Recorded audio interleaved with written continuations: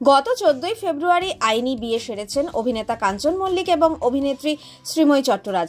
প্রাক্তন স্ত্রী পিঙ্কি বন্দ্যোপাধ্যায়ের সঙ্গে বিবাহ বিচ্ছেদের পরেই জীবনের নতুন অধ্যায় শুরু করেছেন কাঞ্চন। আগামী 6ই মার্চ সামাজিক বিয়ে করবেন দুজন। কাঞ্চন শ্রীময়ীর বিয়ে নিয়ে সরগরম টলিপাড়া, চারিদিকে জোর আলোচনা। সেই চর্চা আরও খানিকটা উস্কে দিলেন শ্রীময়ী। মিস্টার মল্লিক নন, শ্রীময়ী ডেটে গেলেন অন্য কারোর সঙ্গে। সামনেই লোকসভা নির্বাচন, বিধায়ক কাঞ্চন এখন রাজনৈতিক কর্মকাণ্ড নিয়ে বেশ ব্যস্ত। সেই সঙ্গে শুটিংয়ের চাপ, স্টেজ শো তো রয়েছেই। অন্যদিকে শ্রীময়ীও ধারাবাহিকের কাজ নিয়ে ব্যস্ততার কারণেই যে আইনি বিবাহের পর মধুচন্দ্রিমায় যেতে পারেননি দুজনে, শ্রীময়ী তা জানিয়েছিলেন। স্বামী সময় দিতে পারছেন না বলেই কি অন্য কাউকে সঙ্গে নিয়ে ডেটে চলে গেলেন কাঞ্চন ঘরণী? শ্রীময়ী ডেটে গিয়েছেন বটে, তবে সঙ্গী তার মাকে নিয়ে গিয়েছেন কফি ডেটে। ইনস্টাগ্রামে একটি ভিডিও পোস্ট করেছেন অভিনেত্রী। সেখানে শ্রীময়ী জানিয়েছেন মেয়ের বিয়ে হয়ে যাচ্ছে বলে তার মা নাকি কান্নাকাটি করছেন।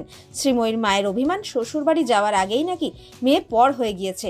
অভিমান ভাঙাতে তাই মাকে নিয়ে কফি খেতে গিয়েছেন শ্রীময়ী। তবে সেই ভিডিওয়ে কাঞ্চনের প্রতি কপট অভিমানও প্রকাশ করেছেন শ্রীময়ী। তিনি বলেন, বরের সঙ্গে তো প্রেম করার সুযোগ পেলাম না, তাই মাকেই সঙ্গে নিয়ে এলাম কফি খেতে।